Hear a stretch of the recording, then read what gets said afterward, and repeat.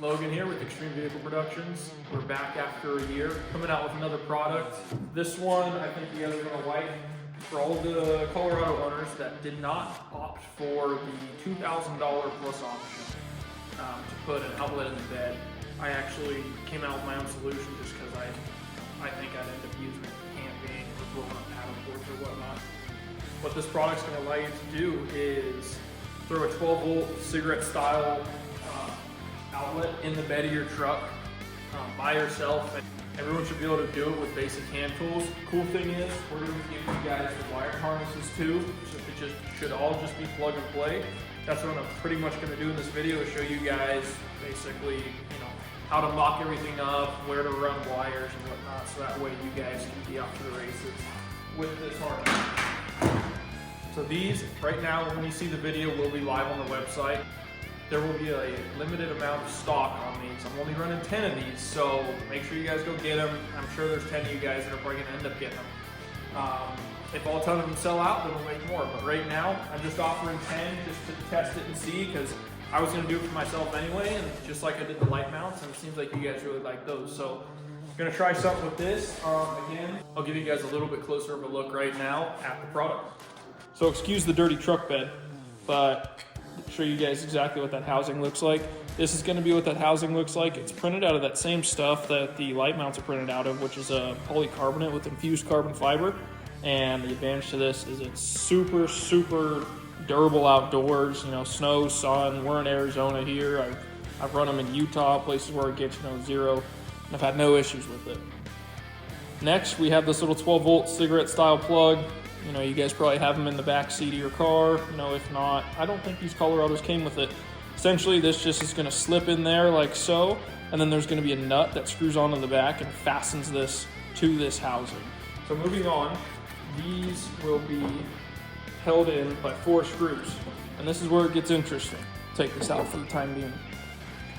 These 4 screws, I'm only going to put 2 in for the demonstration here.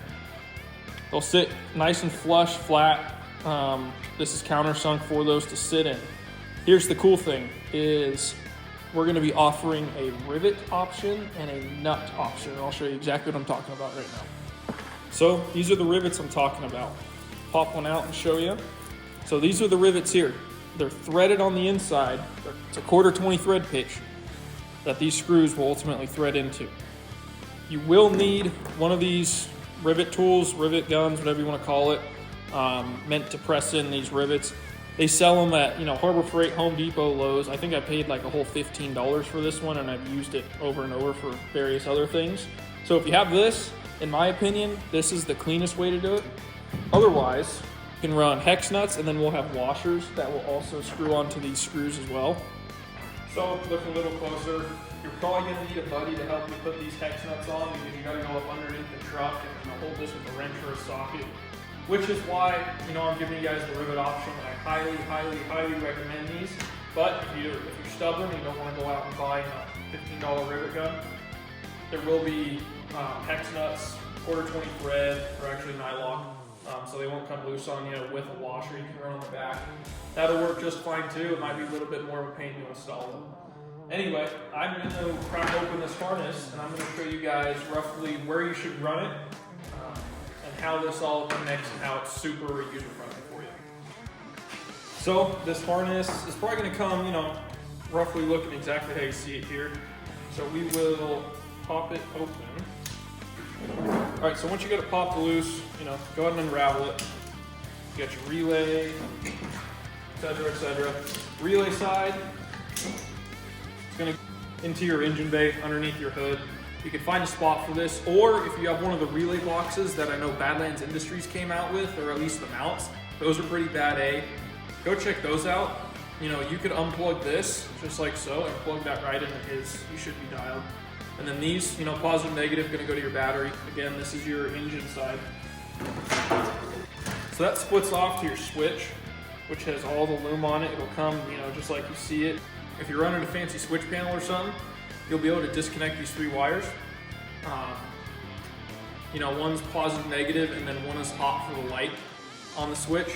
And so this should be what goes to the back of your switch panel. If not, you might have to look up a wiring diagram for the specific switch panel you have, but everything you need should be right here. So moving on all the way to the back of the truck, now we're talking important stuff where the outlet's going.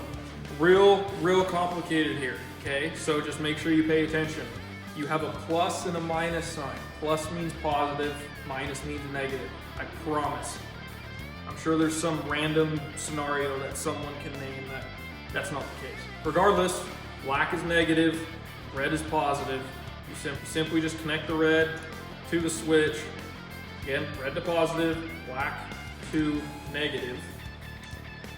So that should be kind of what it looks like. Again, you should probably slide the housing up over it, connect your wires, and then go from there. So let's get into kind of how we're going to install this harness in the truck and what exactly needs to happen. So cool thing with this harness is since we're going to be running it from back to front, we do have a disconnect here. It's a nice little plug. You just pry up on this little tab here, pry up with one finger, just pull them apart. This will allow us to run our plug all the way up to our engine bay, so we don't have to try and fish the relay and all that other junk through the truck. So make sure you disconnect that, and then we will start here and work our way up. And the plastic nut that I guess I misplaced or something, that's going to screw onto the back of here. So this will have a plastic nut on it. You're just going to want to screw that on tight. You could probably get a screwdriver in there if you really wanted to cinch it down. Doesn't need to be super tight, but you don't want it super loose because then you'll get a little bit of wiggle. Anyway, once you slide this socket into the housing, you want to take black, again, which is negative. You want to clip that on. You want to take red, obviously, which is positive. You want to slide that on like so. Make sure they're slid all the way on. Those should be pretty solid connections. If for some reason they slide on loosely, you're going to want to pull it off, tighten the connection just by squeezing this with some needle nose pliers or something. And that should tighten up that connection. Even if you wanted to, you can make this connection permanent. Totally up to you guys, but this harness will get you where you want to go. All right, so we're gonna start by fishing the plug side. Remember, we disconnected it so that way we can fish it through. So we're gonna start with that plug side and we're gonna run it down, basically all the way through. All right, so once you guys get to about here, leave yourself a little bit of slack. Go ahead and again, make sure that's tight on there, the nut's screwed on, and you're gonna end up wanting to connect it. Once it's connected, you've got it, relatively straight up and down, logo on top. You're gonna want to fish that sucker right back. That should slide in nicely like that. And then obviously yours will be laying flat like that, just because like it says the nut on this one is gone. But that will be sitting flat like that. Then you're gonna want to take a 4mm Allen key and either with your buddy holding, the hex nuts on the back of it with a wrench or a socket or something.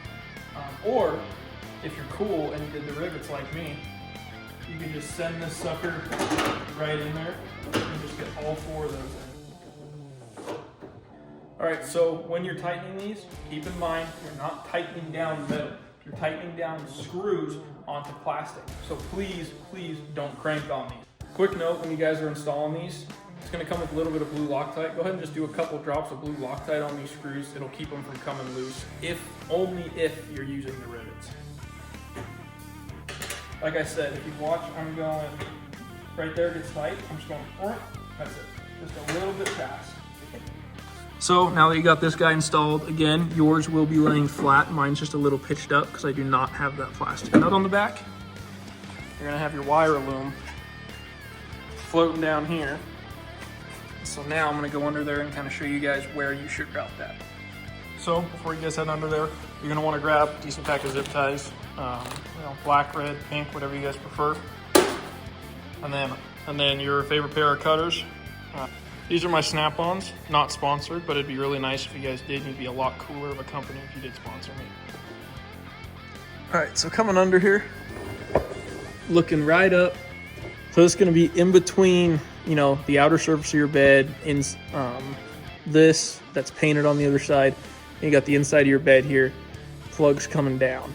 So the cool thing with this that I recommend doing is just following this factory wiring harness here. So looking at this harness coming down, that's factory. We got our harness you know, right here coming down that we just installed, you're gonna wanna zip tie it to that harness, and you're just gonna wanna follow that all the way up the frame to the front of the truck. And I'll kind of do some clips of exactly where I'm talking about as I'm running it. Once again, looking right up above the tailpipe, up back behind where we mounted it. I want to leave a little bit of slack, and then I promise I'm going to cut the zip tie tails, but I just wanted to leave those on there to kind of show you what I was talking about, how you can just follow that factory harness. All right, guys, I'm under here. Flash is on. Stuff's getting real. All right, guys, so we're back here. Here's the rear axle. We're gonna slide up under here. Might be harder for some of you guys, might be easier. So, coming from here, we went up and over. Here's the exhaust. Spare tire carrier. There's your spare tire. Oh my God, excuse me, I'm on the floor here on a crappy creeper. Ran this. Literally, I'm just gonna start sliding back. There's my exhaust. I just ran it. I just followed this factory harness all the way. Again, this part of it is not zip tied. I'm just slowly scooting forward the truck. I'm sure if you guys are underneath and you play this video, you'll be able to tell where I'm at. Here's an exhaust hanger. Make sure when you zip tie that this is up out of the way. I haven't done it yet, just a disclaimer. Again, this is our big main exhaust. We're gonna keep rolling back. All right, guys, so we got the whole harness ran on the passenger side of the truck. If you look underneath, you can see, you can see the harness that we just kind of followed, zip tied on, went up over the engine mount. So it's behind the inner fender well here. I know you can't see it. Behind the inner fender well, up into the engine bay. Ignore the wiring. I'm still waiting on one of those relay boxes to mount up here. So for now, I just kind of zip tied it off to the side, which this works if this is the only accessory you have. It's just once you start adding, you know, multiple accessories to your battery, it'll just look cleaner if you just add a relay box and run it separate. So I got them hooked up, just red and black to the battery. It's a 10 mil. There's that plug I was talking about. Right there, that's the plug. I connected that. Basically, I stuck the female end up in the engine bay, reached down, grab it, pulled it up, connected that opposite end, and then just zip tied it all nice in there. I haven't put this all back together yet just because I wanted you guys to see everything. So, again, that's temporary wiring, don't worry about it. The cool thing is I actually just ran this in the glove box for now, just because I am going to be running a Switch Pro, probably somewhere in that area. But the cool thing is there's plenty of slack here, as if you wanted to mount all the way to the other side of the steering column, which I'll show you. So looking in here, I actually ran my fog lights right here, which I kind of regret now. I'm probably gonna end up just 3D printing a cap for this guy. Didn't need to drill a hole in the dash. Probably just gonna cap it, and then I'm just gonna run that to a Switch Pro that I'm planning on putting right there. Also, one important note, this harness is rated for up to 20 amps safely. You might be able to get another 5 out of it, but 20 amps is as much as you're gonna run in this. This harness specifically that I showed you guys how to install does not include an inline fuse that will be built into the other harnesses. So don't worry about that, that'll be built in. So that way, you know, if you guys ground something out on accident or something starts drawing a ton of power, it'll blow that fuse and you guys won't have to worry about, you know, catching anything on fire. Anyway, guys, that's pretty much it on the harness install. You know, you're gonna get a little dirty being under the truck. Maybe pressure wash the underside before you go under there. Like I said, you just want to follow the passenger side frame rail all the way down. You'll see the main tail light harness. You just want to follow that whole harness all the way down. Again, it's not super awkward to get into. It's pretty self-explanatory. Just run zip ties, and you'll be good to go. Again, if you take that route, you'll have plenty of wire once you get up to your engine bay to reconnect that harness and then run that on the inside. So anyway, thank you guys so much for watching. I hope you guys found that interesting. Side note, this may or may not work on, you know, like the new Ford Ranger or a new Tacoma, basically anything with this 5.5 foot bed. I would not be surprised if it worked with that truck. It might take some extensions, I don't know, I haven't tested it yet. If you guys want though, you know, buy one, be one of the first 10, and even if you have a Tacoma, you know, it might work just fine for you. This size might vary, you know, drop it down in the comments if it does, or measurements or whatever. If you guys have any other cool product ideas, always looking to just, you know, keep making stuff for fun. And obviously, you know, when I want something, it usually gets made by myself. So again, link to the website will be in the bio. We're only running 10 of these, so hopefully, you know, you can get over there and snag one of them. It will stay out of stock when we sell out all 10. If we sell out within, you know, a short period of time, we're gonna make 10 more and keep selling it for you guys up until, you know, they stop selling. Regardless though, appreciate it. If you guys want some really good set of light mounts for Baja Design Squadron lights, not the circle, but the square ones, we make them out of the same material. Check them out on the website. This will be our second product that we're coming out with. Not necessarily looking to compete with anybody. I just wanted to advertise the stuff that I do here just for fun. You know, modifying my own truck and, you know, kind of showing you guys. It doesn't always have to be a kit to retrofit, you know, some aftermarket piece in your truck. You guys should always be able to do it. Regardless, if you want me to show more kind of the design side, you know, from the idea all the way up until the product, let me know in the comment section below. I'd be happy to kind of let you guys in on that, and hopefully maybe teach you guys something. Anyway, thank you so much for watching. See you later. And then on another note, real quick, do expect about a 1 to 2 week lead time on these shipping out, just because we're still building them, getting ready for you guys to make sure they're all perfect for you. So if you go to place your order and you get lucky and you're one of those first 10, you know, expect about 1 to 2 weeks before they ship, hopefully sooner, but we're still making the harnesses and those take a little bit of time. Other than that, that's pretty much it though.